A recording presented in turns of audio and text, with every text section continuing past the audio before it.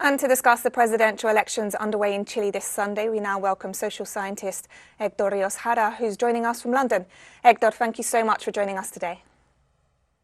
Good morning. It's a pleasure to be here. Thank you. Hector, Chileans are faced with a choice between two very different candidates for president this Sunday. What can you tell us about each of them and the platforms that they represent? Well, I think it's quite clear that we are facing a contradiction between the two narratives that we will have in the years ahead of the country. On one side, CAS is representing reactionary forces, like an hyper-conservative stance that is denying the fact that Chile is in a process of transformation and modernization, is denying the fact that the country is looking for expand democracy and consolidate social and political rights, which is what had happened during the last decades.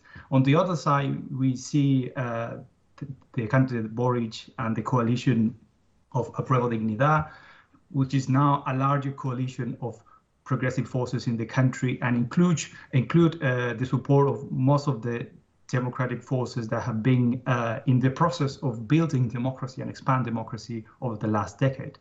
Of course, the option of Boric is representing the most progressive program that have been presented in the last couple of years, with a huge reform in taxation and the promise to build a welfare state, probably one of the most important demands over the last decade, are fundamental to understand the uprising of 2019. Hector, Chile is in the process of redrafting its constitution, which is one of the outcomes of the mass mobilizations of 2019. How might this process be affected by the result of this Sunday's vote? I think it's quite clear that Boric is part of all those social sectors that were part of the uprising and the decades of progressive activism that happened before. There is a kind of consensus that most of the progressive forces want a change in the constitution. The commitment of Gabriel Boric is basically to protect and allow the convention finish its draft and protect and support most of the activities that are happening around the convention. On the other side, CAS has expressed that although he's willing to allow the convention happen, it's clear that he was the candidate that was against the constitutional process. He has support the Pinochet constitution, and of course he is not agree with what he called the refundational stance of Chilean society. So I think although he's trying to appeal to the public as respecting the constitutional process, we cannot expect that that will happen if CAS win the election. Hector, we're seeing the return or the possible return to power of progressive forces in several Latin American countries. Beyond Chile, how could today's result impact on the wider region? I think in the last weeks we have seen interesting support from the international community. Most of the progressive forces have declared their support to Boric. And I think the candidate also will use that as a platform to guarantee an expansion of the democratic processes in Latin America.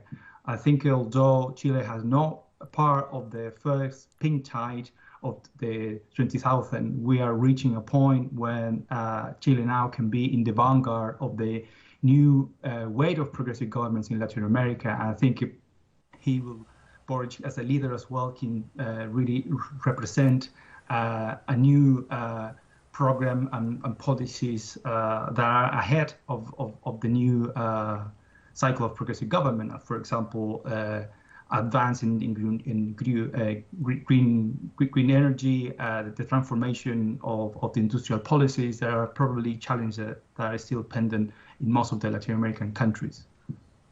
Hector, Chileans abroad in some countries have already begun to vote. We've seen in Australia and New Zealand that Boric took the lead. Can we expect that from Chileans voting abroad? I think it's too early to say that. In the last election, we saw that usually the international Chilean community has favored progressive forces by a larger majority.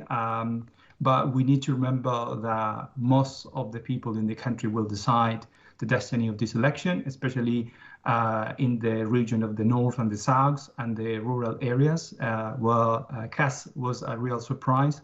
So I think it's still too early. But of course, at a personal level, I hope that that trend give a positive signal and encourage most of the people to take part in today's elections. Hector Rios Jara, who's a social scientist joining us from London, thank you so much for your time today and for offering your valuable insight into these crucial elections for Chile. Thank you. Thank you very much.